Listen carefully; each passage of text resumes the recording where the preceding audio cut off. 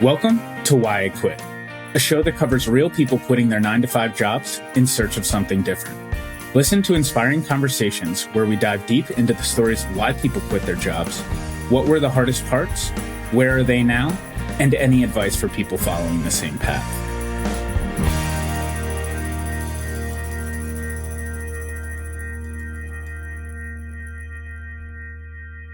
I am so excited to introduce Matt Wolff as this week's guest on Why I Quit. Listen to Matt discuss how he came up with his business idea while attending a no-hitter at a Major League Baseball game. Learn how he started this business in addition to working a full-time job for 2 years. Get inspired hearing how he quit his job and has grown Ticket Time Machine to work with some of the larger brands in sports. Hey, Matt, thanks so much for joining me today. Great to be here, Dave. Looking forward to our chat. Yeah, excited to learn more about your story. Do you mind starting off just telling me a little bit about where you're from and your education growing up? Yeah, I'm Matt Wolff. I grew up in Marlboro, New Jersey, central New Jersey, and lived there until I went down to the University of Florida for school. I have a twin brother who I followed down there, and graduated from UF in 98, but didn't want to live in New Jersey, travel to New York City, have to wake up at 5 a.m., get home at 9 p.m., have dinner, wake up at 5 a.m. So I moved down to South Florida. There was a combination of me not being a great student, not really looking towards the future, didn't have any internships, combined with the fact that South Florida is not a great area for work back in the day if you're not like a professional or maybe in sales, which I didn't want to do at that point. And so I moved down to South Florida. It took probably 10 years, maybe close to 10 years before I got a job that I would even want to put on my resume. Then 2 great jobs after that, and went on my own and started my own company, Ticket Time Machine, which we'll talk about. And that brings us here today. Tell me a little bit about, those first 10 years. Did you have, a goal in mind of the type of job or career path that you were looking for? Were you just trying different things to see what worked, or where was your head at that time?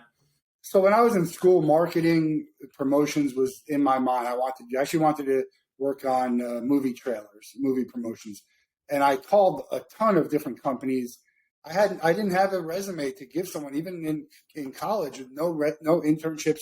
My brother did a full semester internship with Madison Square Garden. He was set for work when he graduated, but I didn't. And so it was tough. I was looking for work. I was applying to a lot of jobs, but I didn't really get anything I wanted to do. And so it took a while. Timing is everything in life, and ended up with a pretty good job when I first went into sales. Everything that happened takes us to me sitting here today. Yeah, and tell me a little bit about, kind of growing up and in that initial time period. Did you ever have any entrepreneurial aspirations at the time? Was that something that you thought about, or, was that never really on your radar? Yeah, my parents were a big influence in that. My mom was a real estate agent who was kind of like your own business. She left a teaching job to do that. And my father, who was executive recruiter for the Big Six, which it was the Big Six back in the day, he went on his own.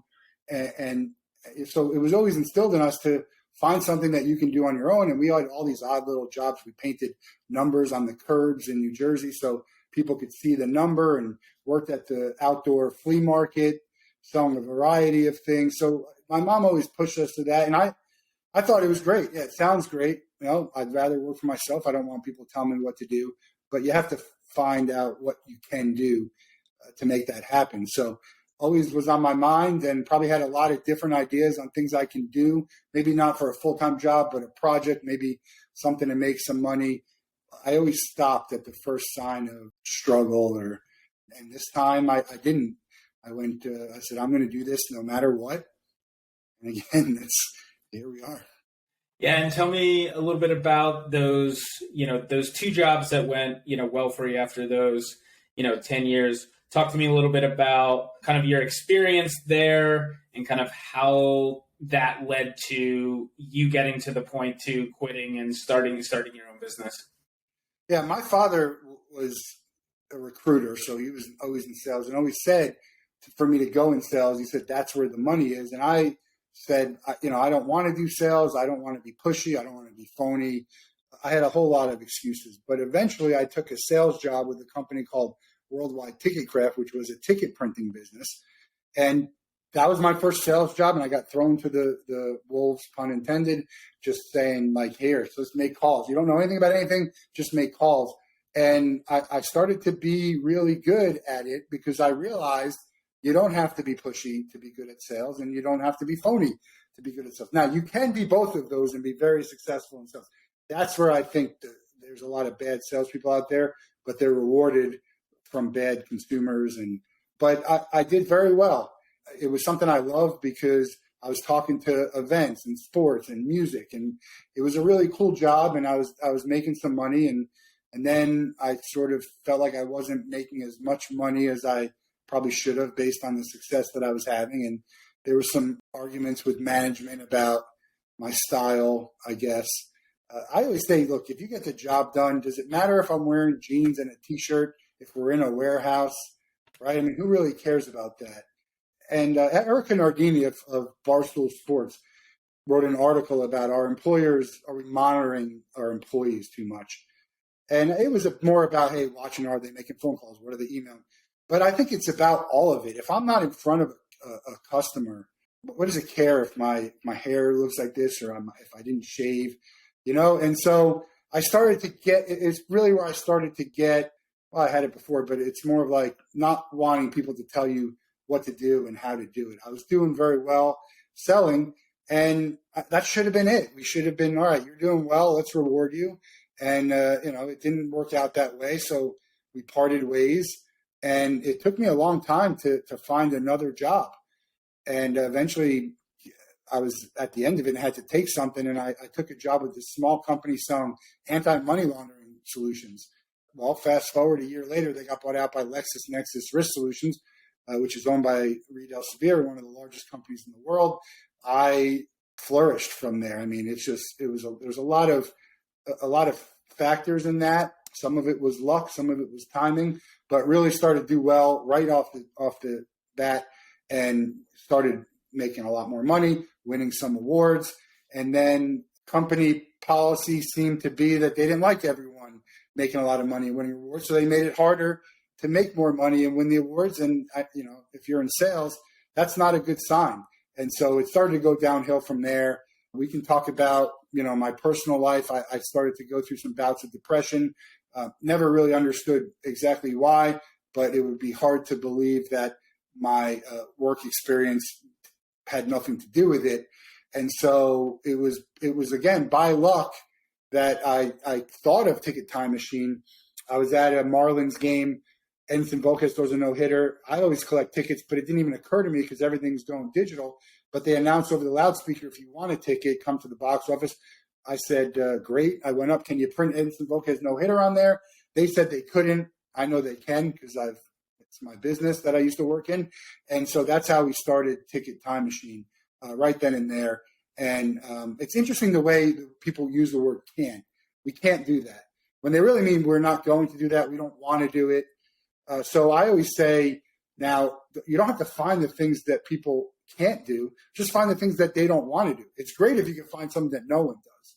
But there's plenty of stuff that doesn't have to reinvent the wheel. Find the stuff that people don't want to do. Find the stuff that people are doing poorly and do it better. And so there's a lot of opportunity out there to start your own company. And so I started, and I was working for probably almost 2 years full-time at Lexus and trying to start my company. And then the end of 2019, I said, I got to go full-time on this. There's no way I'm going to be able to do this without. So I gave them 3 months notice, and that was it. So tell me a little bit about those 2 years when you were starting up the business and working full-time. Did you have a thought process in terms of what it would take to go full-time with Ticket Time Machine? Did you have like a certain number in mind that you wanted to get to? Was it a certain level of validation? Or how did you look at that process? First of all, I had no idea what I was getting into for any of this. I don't, anyone who knows is probably not telling the truth. And it's a learn on the job, right? Trial by error in a lot of ways with what I'm doing here. Well, first of all, I was very unhappy at my work. I needed to do something about that. And for me to try and find another job when I knew it's not really what I want to do anyway, it was only going to be for money. And while that's a very good reason to go find the job, I just felt like I had this idea that can take off. I just need to be able to promote it and talk about it and work on it. And it's very difficult to do it while you're working a full-time job. Not to mention that LinkedIn, which I had very rarely used, was going to be my big jump into this. And it was going to be my networking. It was going to be my leads. It was going to be my branding and all of that. And I couldn't turn my LinkedIn over to really be who I wanted it to be because I had this job. And everyone would be like, well, what's going on here? I could have added it, I guess. But so on that April 1, which was my last day, I flipped everything. I changed it all. And I had just a tiny, like maybe 500 connections, 600 of all the people from my previous world and life. And I just started going. Now I have like 7,000 connections, all in sports and entertainment and printing and brand. I mean, in the world that I'm in now. And so I didn't really know exactly what I needed, and I'm still not. I mean, 2 years later, I'm not anywhere near where I was working for a company. 1,000 times happier, a lot more excited about my future, and still learning. I'm still learning. I wouldn't change, any of it. The timing it worked out to be great because I gave my notice, and right when April 1 of 2020 hit, I had just gotten married, but the pandemic, the world shut down, and for a variety of reasons, COVID was very good to me, and just getting my brand out there, getting some visibility, and working on my product and my ticket time machine, and just really learning. Because there was no pressure to sell. There was no events. I wasn't competing against anyone. So the timing was really good for me for that. And I do it the same over again. And don't get me wrong, it's very, very difficult to bootstrap a company without getting money on the side, with everyone telling you, why don't you do this, this, and this? And I'm like, I really need to focus on this 100%. I mean, I'm not anywhere near where I need to be, but I wouldn't be anywhere near where I am if I hadn't done that. And so I thought it would be faster. Success would come fast. And that depends how you define it. I think we've had a lot of successes, but we're not a successful company in terms of how much revenue we're bringing in yet. I thought that would come sooner. It's disappointing. I still believe 100%. There is no plan B. I know everyone always asks, like, there's no plan B. There might become a point in time when I have to get a job, and that's the job. That's my plan B, get a job. If I have to, somehow I can't do this and it's not going to work. Nothing that I've seen or done or heard has made me feel like it's not going to be a thing. It's not going to work, and that I'll have to go back. And I don't even think I could go back to working at a job like that. So I'm not sure. But you do have to be realistic too. I mean, I'm not sitting here with no plans and no idea of what we're doing and where we need to be. That would be foolish.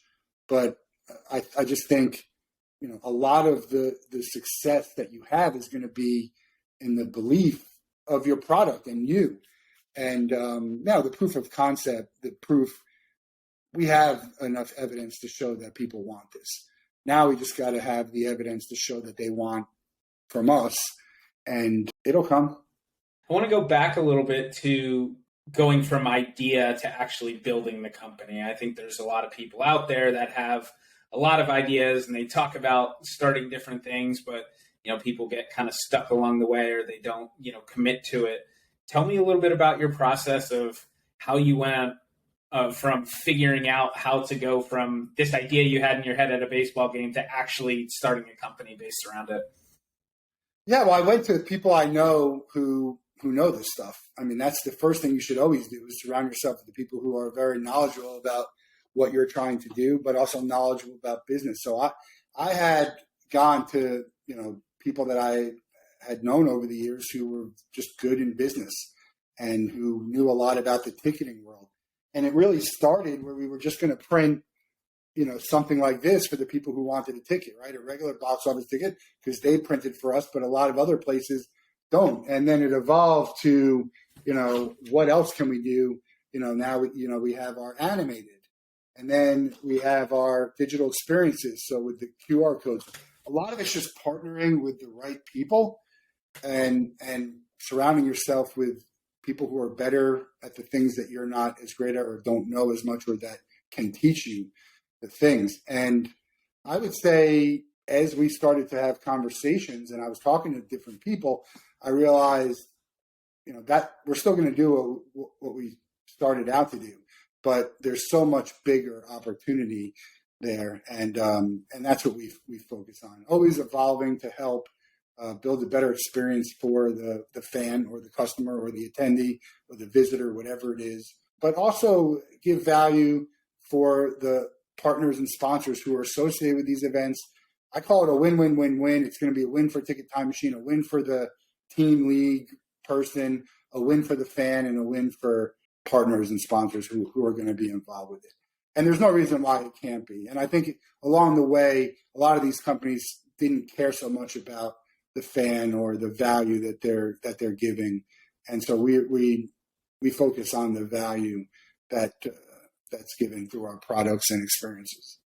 I know you touched on it a little bit about how, the first couple of years, it was figuring it out, figuring out what worked. It took you 2 years until you got to a point where you could quit your job. And, something I talk about with every guest on the show is really that expectation of versus reality of getting started. I think, a lot of people think it'll be easier to, kind of replace your salary, or it'll be a lot more things will go, the way that you wanted to. But talk to me a little bit about your experience in terms of how did you push through and what did that look like for you? The reality of it was it's hard. And I expected to be further along the way financially than I am today. And that's difficult because, you gave up a salary and you have, I'm married and, I have a lifestyle that I want to uphold, and I don't want to take on investors. I own 100% of the company, and I hope to always own 100%. And I don't have any debt, right? It's all things that were important to me. So figure out what's really important to you and make sure that you take the steps so you can be true to yourself and stay with your plan. And that, because you could always go, I could go tomorrow and try and get investors, and then they'll pump some money in. Money's great. We all need money. But I just think down the line, I'll be upset about that.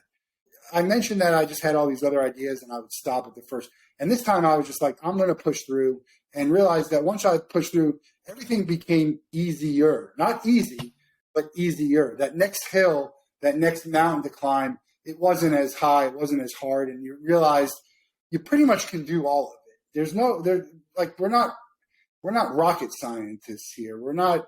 So anything that we're trying to do, it's probably been done before.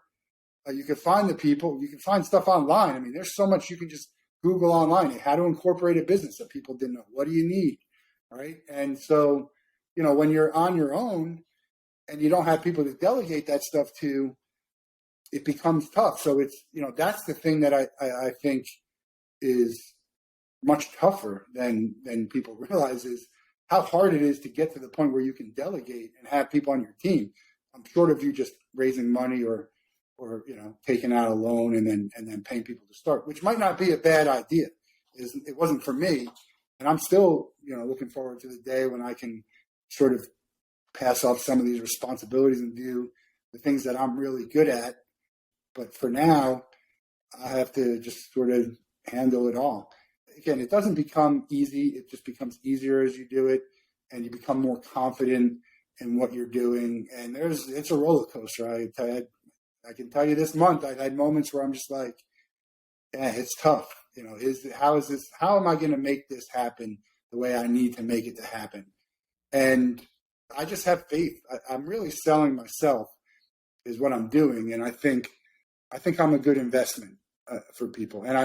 And we have a great product, which I think makes it easier too. So the combination of that, I think, just trying to do things, in what I believe is the right way, will make it successful. Will follow. And again, how do you define success? We've had many successes, but we're not at that financial success that we need to be, and hopefully soon. Going back a little bit, I know to the personal side, I know you had referenced depression earlier. I know like a lot of people that are quitting their jobs or thinking about quitting their jobs, a lot of times is, for like a lifestyle change, right? And so how did you think about that in terms of building your business, in terms of kind of also creating like a lifestyle in addition to work that worked for you as well? Yeah, I mean, the work-life balance has always been huge for me. I've lost job offers in the past because I asked for unpaid time off, like unpaid. Like that's all right. I just need it. Like I've been working for 20 years. I have family in New Jersey. I got all these events in Florida. Your 10 days time off is not going to do it for me. So I've always had a very strong work-life balance, and I have that now. I work very, very hard, and I work a lot, but I don't work 60, 70, 80 hours a week. I don't think I have to do that. I work smart. I work efficiently. And I don't argue with my body anymore. When my body tells me I got to take a break, I take a break. The other day, I lie down and took a nap. I had to. And then I woke up and I was ready to get back to it. The grass isn't always greener on the other side. But I should say that we shouldn't go through life unhappy. And that it goes for your job, your relationship, where you live, your friends, what you're doing. I mean, it's just, we've seen it, that life can be short. We just don't know what tomorrow is going to bring. And so to go through life unhappy is a difficult thing to do. It really could mess with you.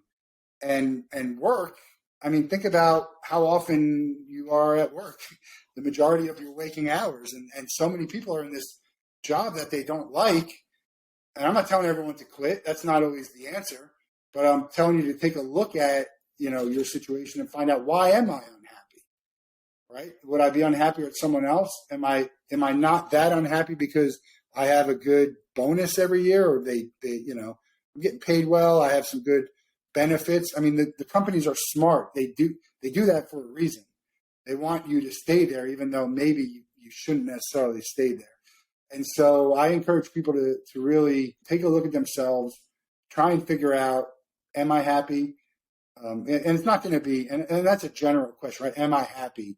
Like, it doesn't have to be today. You're going to be happy, you're going to be unhappy. But overall, are you happy with where you're at? And then do something about it. And that might mean quitting your job. Now, my father used to always say, don't quit your job until you have another one.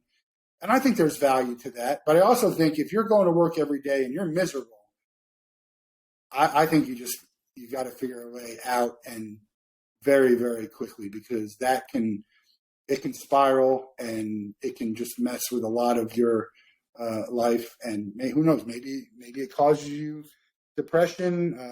There's just so many things that can happen from being unhappy day in and day out and having to go to that.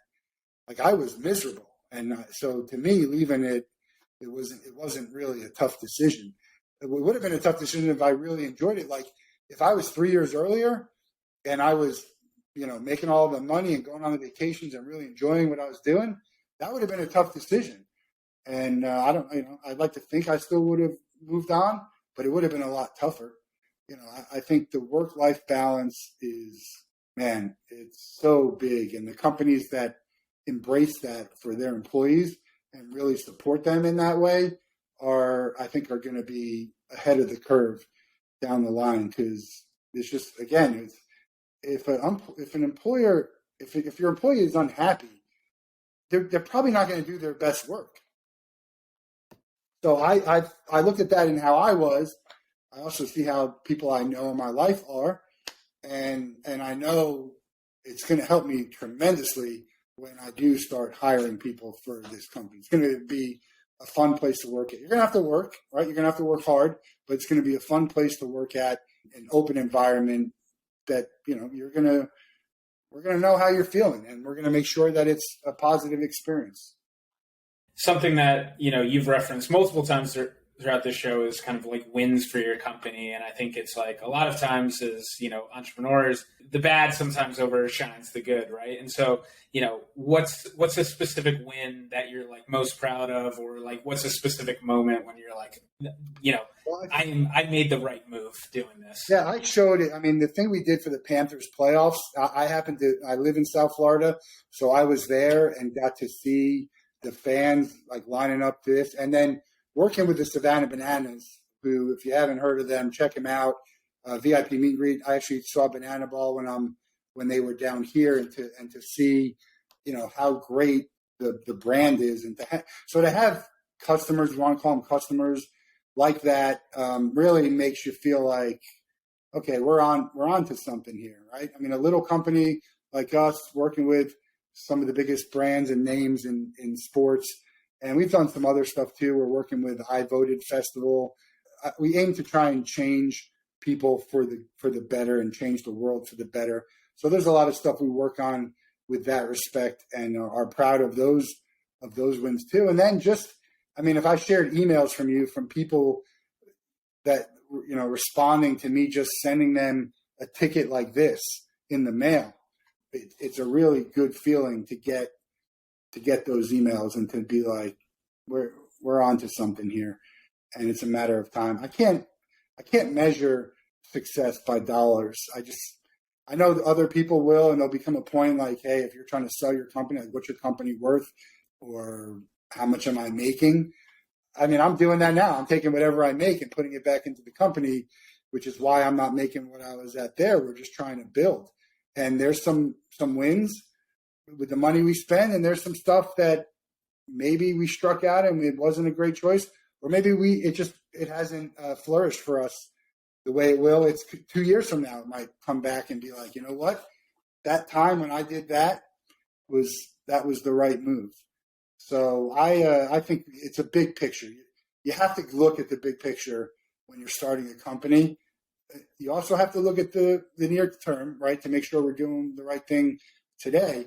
But also the big picture is really what it's all about.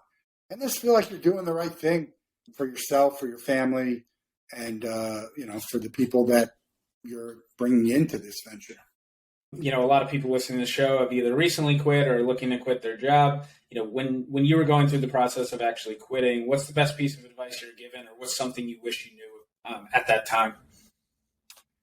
Well, I would talk to as many people as you can. I get their opinion. If everyone's saying the same thing, generally speaking, that's the right. But everyone told me not to quit without a job. Don't quit, stay there. And look, I'm not opposed to. I'd be lying if I said I hadn't stolen paychecks. In the sense of just being there without really being there. And I'm not saying that people shouldn't necessarily do that. You got to look out for yourself. Most companies are not looking out for your best interest. We see it, every day. If you follow on LinkedIn about another company who let these people go, and some really bad stories, like terrible stories. But talk to as many people as you can to gather as much information as you can, and then try and see what's the best move for you. Because what's the best move for you might not be what the best move for someone else. I mean, everyone has different circumstances. But I would say that no matter what your circumstance is, and I say this when I talk about mental health and, everything with people struggling, there's someone out there who's been in your situation, who's either going through what you're going through now or has already gone through it. I think gather information, and this is good advice for anything. Gather information, make a decision, stick with it, and really, I would say go all in it. It's okay, because you can make a change. If you figured out you were wrong, you probably can make a change. Like, I could always go back and get another job, even within the company. If I was wrong about a certain thing, I could, veer away from that. Sometimes it's not up to you. That's what happens. You don't even have the choice to do. Life is too short to be miserable for any real amount of time. And so keep that in mind. And, a question that we ask everyone on the show is, it could be business, it could be personal. What are you most excited about over the next 3 to 5 years?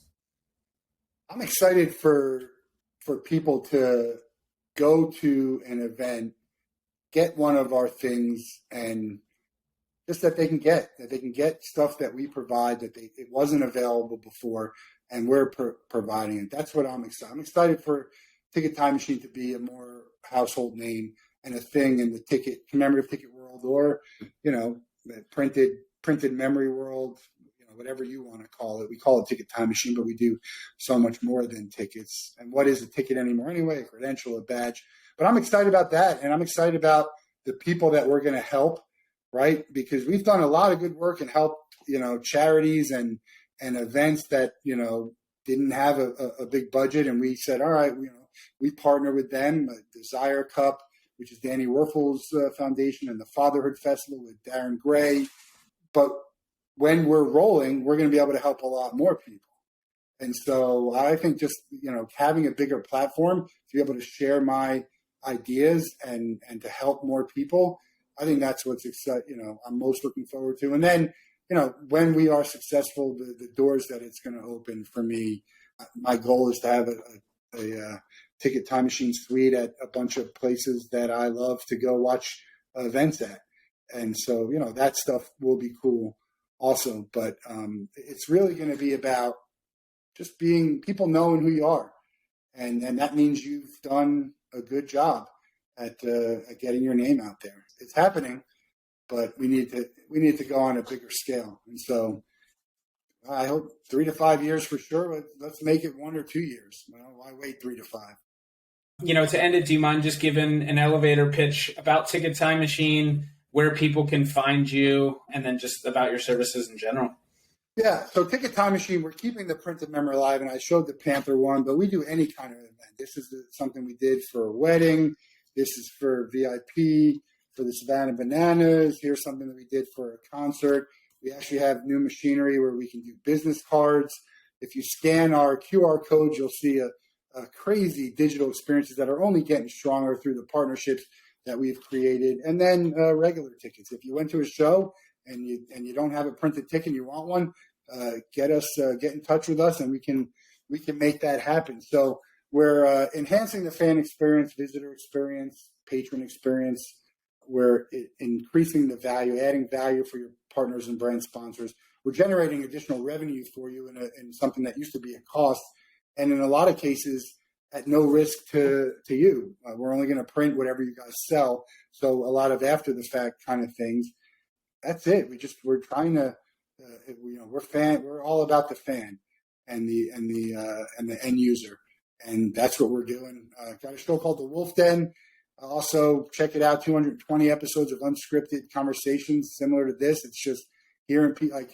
I think my story is pretty good, but there's so many great stories out there from people that you've never heard of, and also stories from people you've heard of but you didn't know about this part of them. And so that's what we aim to do. And then same here, mental health. Hashtag 5 and 5. Everyone's dealing with some sort of mental health challenge, and we just need to keep the conversation going. So I appreciate the time here, and I'm glad that I am sitting here today instead of at a job and not taking that chance. And I encourage anyone who's thinking about it to do it. And if you want to talk about it, reach out to me. You can find us everywhere on Twitter and Instagram and LinkedIn and Facebook and even TikTok. We're everywhere. Just Google Ticket Time Machine or Google commemorative tickets and you'll find us.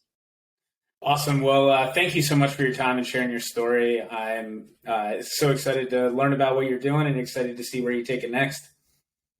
Yeah, great to chat with you, and looking forward to having you get up to 220 episodes. It's a great idea for people to share things that maybe they generally wouldn't share, and to get someone up there talking about what reality is, it'll paint a better picture and help people moving forward. Thank you for listening. It really means a lot to us. We want to hear from you as we keep growing. Please reach out on whyquit.co if you have any feedback or potential guests. A special thanks to Chris Dole for the music. Please check out his newest album, Here's to You, on Spotify. Thank you, and we will be back next week with another episode.